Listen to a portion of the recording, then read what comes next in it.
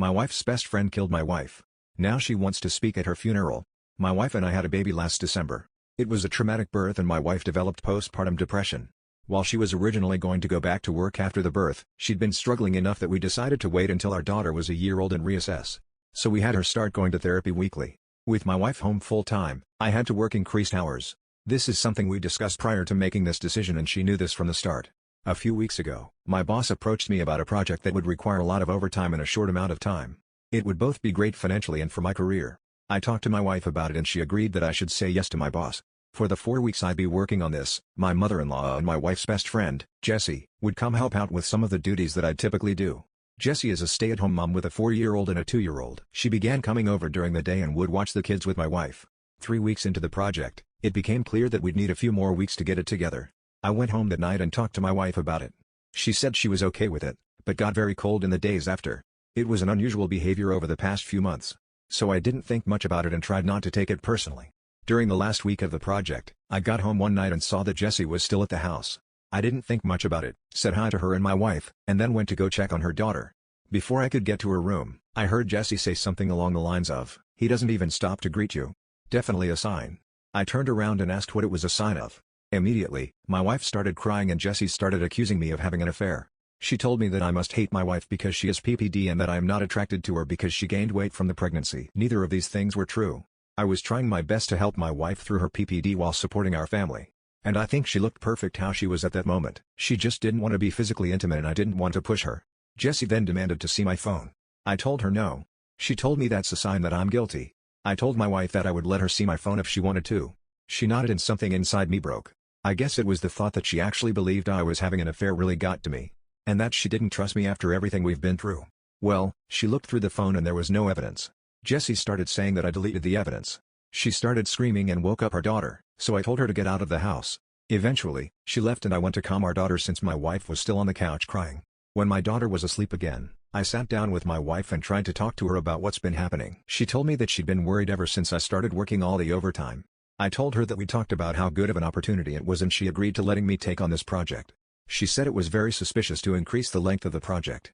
I told her that sometimes that happens. She wanted more evidence, so I showed her messages and emails with timestamps from work and pasted up showing the overtime.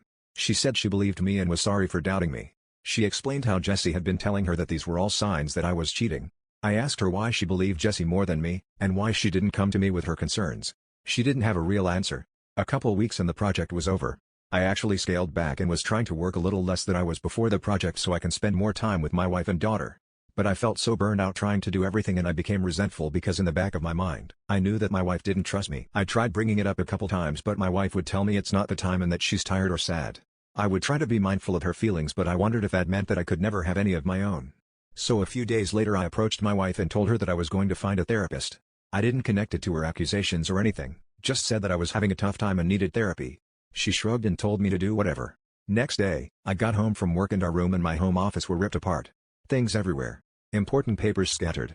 I don't see her but our daughter's in her room crying. My wife left her alone, her cell phone's off. I call my in-laws and a few friends, but no one's seen her. I'm starting to get worried and I call my mom to see if she can babysit while I go out and look for her. Before my mom can get home, my wife gets back. Jessie's driving. Jessie doesn't come in but my wife does. She's clearly upset, been crying. I ask what happened. I thought at first the house might have been robbed. She starts screaming at me that I'm being unfaithful and that the therapy is a front so I can meet my mistress. I try to calm her down and tell her that's not true, but she comes at me and hits me. That's when my nose was broken. When she realized what she did, she sat down on the couch, went comatose, and just stared at the wall. I went into my daughter's room and locked the door. I called my mom to tell her what happened and my mother-in-law to ask her to come over and take care of my wife. I packed a bag for my daughter and when my mom got there, we left. My wife didn't even look up. We dropped my daughter off with my dad and then went to urgent care for my nose. I got blood all over my mom's new Subaru. My daughter and I were, at that point, staying with my parents for a while and my wife was staying with hers. That's when I started looking into getting a restraining order against Jessie and thought about separating with my wife. I loved her but I wouldn't live with someone who hurt me and who could potentially hurt our daughter. I did not want a divorce in hopes that my wife would get the treatment she needed and we could work things out. My in-laws had told me that they were looking at inpatient treatment at a local hospital. On the following Sunday night she came to my parents' house and demanded I give her our daughter. Because she had left her alone for several hours the last time she was responsible for her and had gotten physical with me, I refused. I offered to let her come in and spend time with her while my parents and I were present, but she didn't want to come in and wanted to take our daughter with her. She was upset but left eventually. A few hours later, she drove her parents' car into a tree and died. My wife passed away early Monday morning. She was convinced by her friend, Jessie, that I was having an affair that I did not have, which had caused a mental break and killed her. The friend, Jessie, came to see my daughter and me yesterday. After some tears, she told me that she was planning to speak at my wife's funeral. She had already cleared it with my in-laws but was letting me know as a courtesy. I told her she would not be speaking at the funeral. We fought and she left after telling me that I was a jerk and not the only person who loved my wife. I talked to my in-laws who were adamant that Jessie be allowed to speak. She and my wife have known each other since they were kids and my in-laws are close to her. We're all very fragile right now and I fear that pushing this further would hurt my relationship with my in-laws, which I don't want. Still, the thought of seeing Jessie up there at my wife's funeral makes me feel sick. I don't think I can stand to listen to her, knowing that she took joy in my wife's deteriorating mental health and picked up my wife, leaving my daughter home alone. That being said, I don't trust myself to make the best decisions right now. My mind's clouded by grief, guilt, and fear. My parents are split on what to do and I don't have the energy to reach out to my friends. People who survived a murder attempt and later encountered your offender. What happened? 9 years ago, someone I knew from my childhood tried to murder me on 2 separate occasions, then tried to kidnap me. Yes, I understand it sounds like fiction, but it is unfortunately true. Needless to say, I escaped. I left where I lived and disappeared from the face of the earth. At least for a while, until he set his sights on someone else, tried to take her life but went to prison because the DA pressed charges. His method of operation was trying to snap necks. I escaped with the clothes on my back. I wanted to get as far away as possible. But, with him in prison, I thought I was safe. I never thought I'd see him again. I gradually came out from the secret life I created. Fast forward back to the present day. There is black water in my house. Now I'm in the rental house, as I wait for the flood damages to be repaired, catching up on TV. This was last month. It was a Friday and it was 6 p.m. I was getting settled in the rental and doing all of the normal things someone who was almost killed does when staying in an unfamiliar house, in an unfamiliar neighborhood. Close to the freeway with no house alarm. Check that all windows are locked. 5 times. Cover any bare windows with a sheet. Look behind the sheet to make sure the bare window is locked for the 6th time. Put heavy furniture items in front of the door. Make an exit plan. Weapon check. Purse by back door. Regular keys. Spare keys. Things like that. After getting settled on the huge couch and a pallet of equal comfort for my dog, a feeling of terror swept over me. This wasn't anxious fear, this was terror. I have PTSD. I brushed it off as my body's reaction to a new environment. It was 10 p.m. My dog seemed unsettled, but I sensed my fear was permeating to him. So, I settled as much as possible, so he would settle too. After checking each window a few more times, a door lock check, and a scan of the enormous backyard, I couldn't stop the adrenaline from pumping through my system, but I wanted to make sure that I did what was logical first. I sat with the fear. Let it in. And I regrouped. I told myself that if I still felt the elevated terror that I did at midnight, I would grab my purse, leave everything I unpacked, the house as it was, and immediately get in my car as fast as I couldn't go. There was a shed in the backyard, with a hole in the back. I checked it earlier that day. No one inside, no sign of life. No footprints in the muddy grass. 11 came and I watched the first episode of the Netflix docuseries 3 times by now. Not hearing a word. Wondering what was in the dark. Midnight arrived. I was bathing in a honey shower of fear. It was palpable. My pupils were dilated. My chest, it felt like static electricity was surrounding my body, but I was walking through quicksand. Something was there and I was going to die.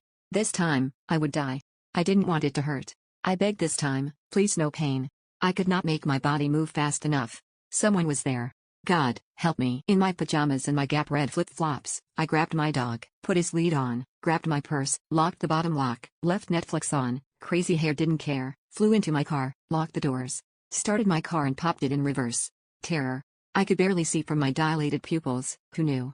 Terror does that to a person. Who was behind me? Oh God, oh God. But, where would I go? Drive now. Windows down. Deep inhale. And exhale. I felt better. My dog's ears backwards in the wind as he stuck his head out the window. I was safe. I'm safe. I went home. I bleached the entirety of one room, aired it out and slept a couple of hours with my dog curled up beside me until daybreak. My home is safe. I love home. Daytime makes things better. I felt better. And yes, I returned to the rental. The terror was gone. The air was clear. And, I stayed for several more nights without incident. The back door was unlocked. That was me. Right? I wouldn't let previous fear dictate my day-to-day. That day was new. The house felt cleaner. The air better. Fast forward 2 weeks. I checked Facebook once a month as usual. I decided to hop on.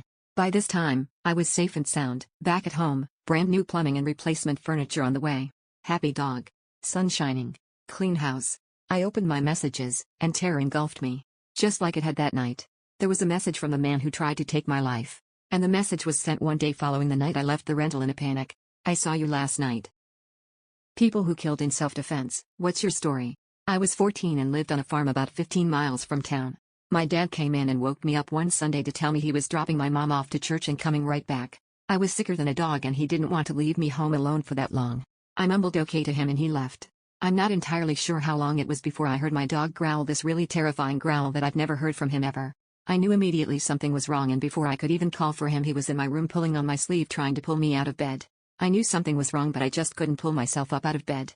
Then I heard someone pounding on the door so hard I thought the glass was going to break. It snapped me awake more and my dog started barking and growling like some kind of demon. It was scary. He yanked on my sleeve so hard he succeeded in pulling me off the bed.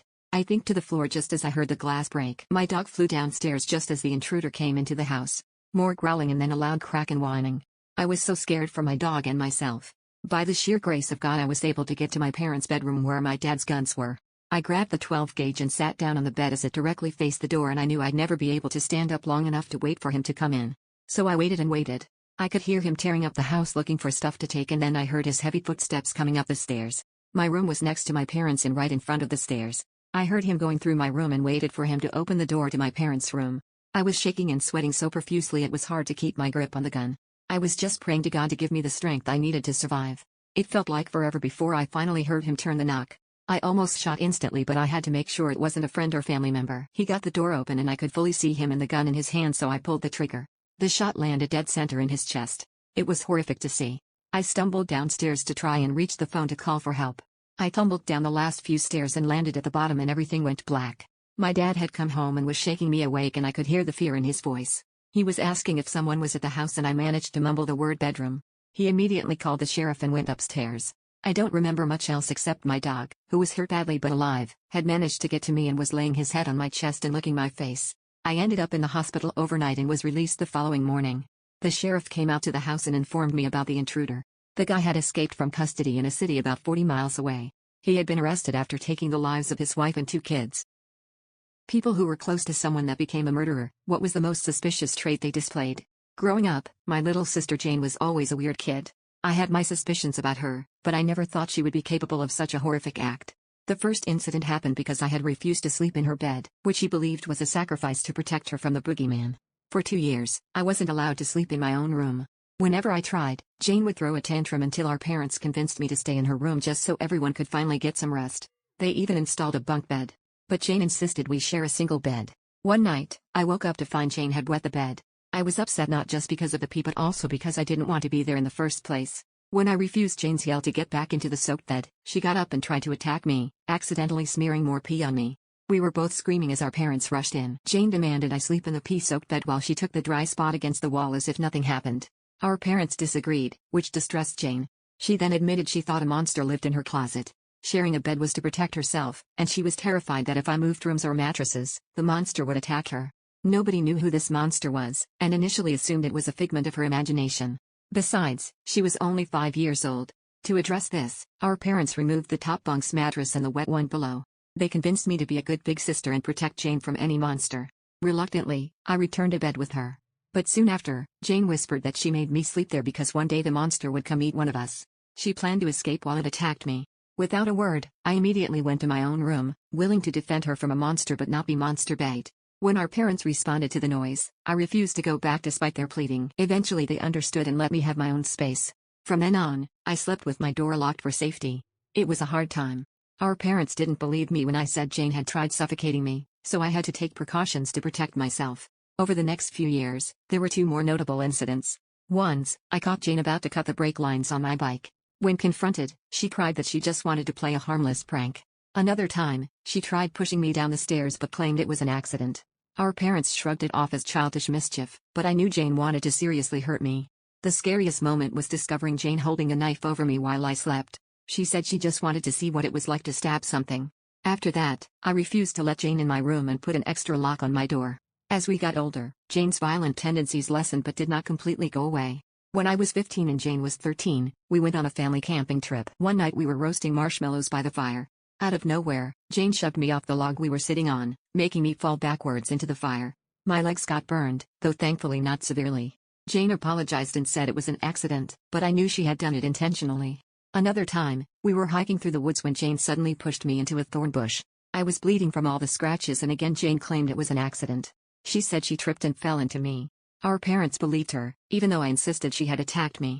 The worst incident happened when I was learning to drive at age 16. Jane asked me to drive her to her friend's house across town. As I was driving, Jane suddenly grabbed the steering wheel and jerked it sharply. We went off the road and crashed into a ditch. Thankfully neither of us were seriously injured, but the car was totaled.